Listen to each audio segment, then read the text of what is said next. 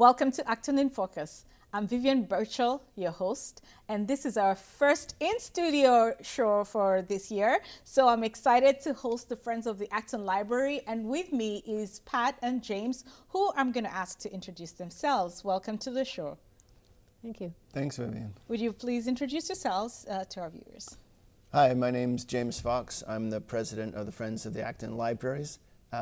I've been living in Acton for almost 7 years and took over from Carol Dumbluski, who was president before me. And I've really enjoyed this time so far. We actually moved here from Somerville, where I was the president of the Friends of the Library there as well.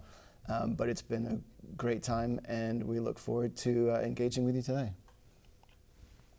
Hi, my name is Pat Clifford. I'm the treasurer of the Friends of the Library, and I preceded James by a number of years. I've been doing this for about 20 years, long-time Acton resident, and have really been proud of the work we've done to reach out into the community. And James will be talking about our mission, but we are in many places, and I'm happy to be here to talk about them.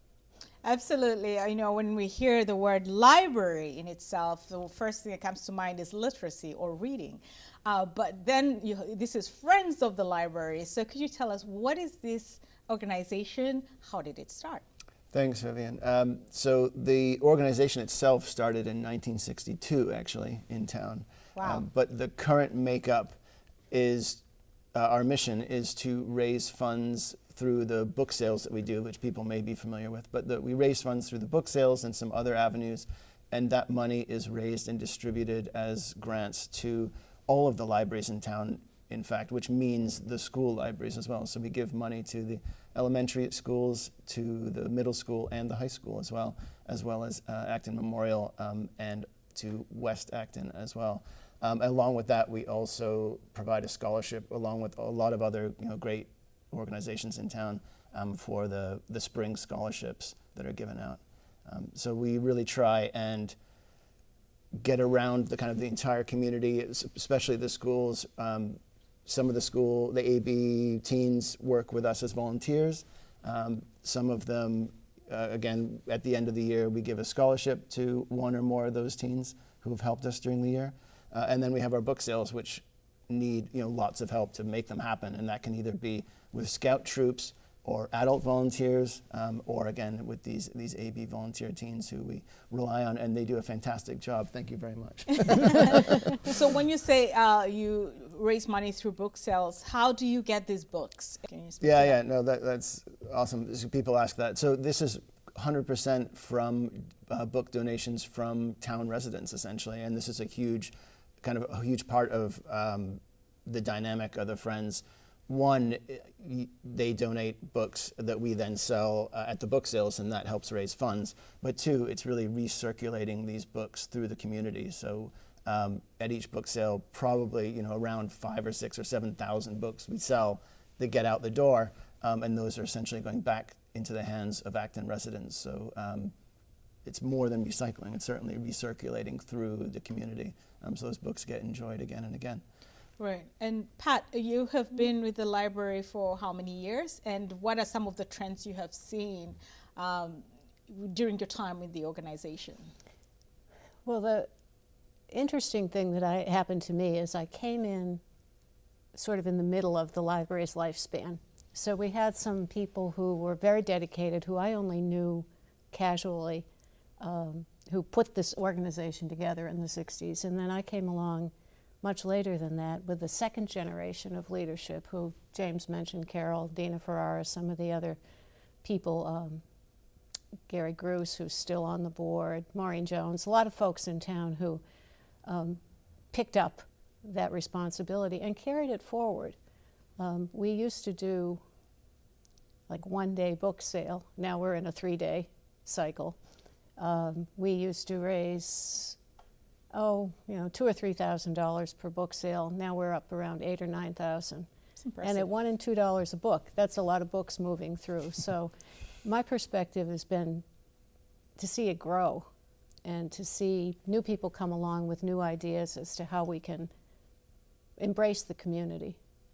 Right. And what are some of the ideas that you have put forward or you want to see implemented to increase participation and engagement of the community? So in other words, how can the community be a part of what the work that you're doing? I mean, certainly the community does a great job in supporting us. One, donating books to help this kind of cycle continue. We have lots of different volunteers, and we are happy to, take inquiries from anyone else who wants to get involved. friendsactonlib@gmail.com is our email address. And there are lots of different opportunities, whether that's our ongoing book sorting, whether that's just working at the book sales, which can be quite social actually. So there's that. But then there also, I think you were kind of leading on the kind of community aspect of libraries in general, I think has really changed that dynamic over the last kind of 30 years. Of the library being a community hub with events and programs and things like that. It's not just a building full of books. Having events that people can go to, either whether it's a community space outside, groups in town using it just as a community space for meetings, or attending events put on by the library. I think the library itself does a great job of creating that kind of community aspect and a meeting place for people, in fact. Right, and I'm just curious, over the years that you have been with carrying out book sales, have there been any particular topics or genres that have been selling like hotcake? Oh, that's a good question. About 10 years ago, the science fiction stuff started flying out, and we had to make we divide the book sale into categories. Obviously, we had to make a whole new place for the science fiction. I don't, that was just a high interest. We still get thousands of cookbooks. Cookbooks are huge. Yeah. Yeah. They come in and they go out. And everybody's always glad to have a new one. Children's books, which we manage a whole separate area. We have kind of volunteer specialists in children's materials. Books, CDs, not DVDs, Yeah. still some, yeah, that kind of thing. A lot of picture books, but the groups, the serials, like Ghostbusters or Magic Tree House, or what are they reading now? I don't even know. Right. But Boxcar Children. Right. People will give us a whole shelf of these books, and somebody will come along and say, oh, we haven't seen these. These are the old ones, and grab them up. So we've seen, based on our customers' interests. Yeah, and then the other thing that I've always been curious about, because of I speak English as my third language, but there are many people in our community who do not have English as their first language. Do you see many language books in your circulation? More and more. Okay. Yep, and there's a whole dedicated foreign language section. If you come to the book sale, it'll be at the back wall. On the back table, which is either books in other languages or teaching materials, dictionaries in multiple languages as well. So it's either books in other languages or materials so people can learn new languages as well. But yes, and you do see which languages change sort of over time. There's certainly been a bit of that as well. All right. Yeah. So getting back to the organization itself, what is its structure, and if somebody wants to be a part of it? Yep. So we have a board. I think there's actually 8 or 9 of us on the board now. So we've grown a little bit recently, which is Plus fantastic. one student. Plus one student, plus one AB student. So we always have an AB teen on the board each year, but going forward, and someone will take over. So thank you, Avery Matthews, by the way, at AB, for her, I think, 4 years of help on the board so far. But she's a senior this year. And we meet not every month, but every couple of months we have a board meeting. But it is really kind of based around these book sales. We do sometimes do other events ourselves. We certainly work with the Acton Memorial Library to either have events there or at other community events like the Oktoberfest. I think we saw you there a couple years ago. The apple pie thing was fun. Yes, exactly. We had an apple pie baking competition a couple weeks ago, which was really fun.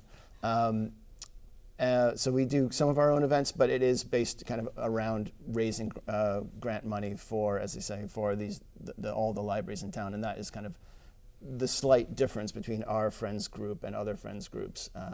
So providing some money to the school librarians so they can do extra things as well, whether that's having an author in to the high school, for example, or buying extra materials or whatever it might be. So that's like a little extra thing that's part of our remit that's kind of unusual with other friends groups. So on average, what is the frequency of your book sales? We do 3 a year. Okay. Not sure when this program comes out, but it's next weekend actually is the next one. January 28th and 9th is the next book sale. Then we'll do one in June and then one in October. So we always have one in kind of the winter, early summer, and then in the fall as well. And there really is enough, there's certainly enough activity to sustain those 3. I think there had been wonders in the sort of Friends of Libraries kind of ecosystem. Are people still buying books? Are they still giving books and that sort of thing? And it absolutely has been. We get donations all the time, so it's really amazing the quality of materials that we get. So we're really thankful to the community for that.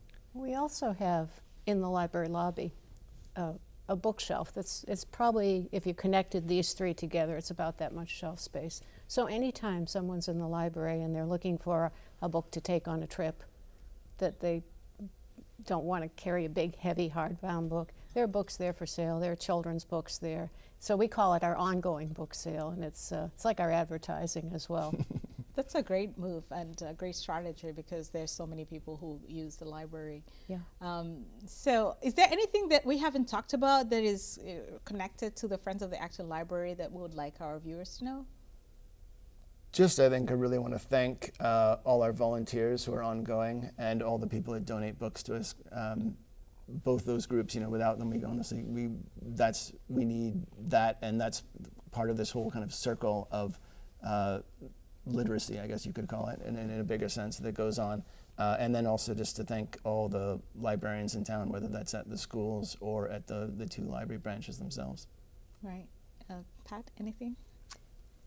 We're a working board. We're a 501c3, and we have a lot of fun. So it sounds a little stuffy, raising money for libraries, but it's not at all. It's a great group of people. There's a lot of energy. We've never turned down a volunteer, so that's where we are. Absolutely. No, thank you so much for the service that you provide this town for fundraising for our libraries. I mean, it's the way we can sustain literacy in our community, by funding libraries. And so on behalf of the community, I'd like to say thank you for the work you do. Thanks for having us. Thanks very much. Thanks for being here. And to our viewers, I hope you've learned about the work of the Friends of the Acton Library. Please support them, support the book sales, and if you want to learn more, please visit their website below, and you can also reach out to them at the email below. Thank you for watching Acton in Focus. Till next time.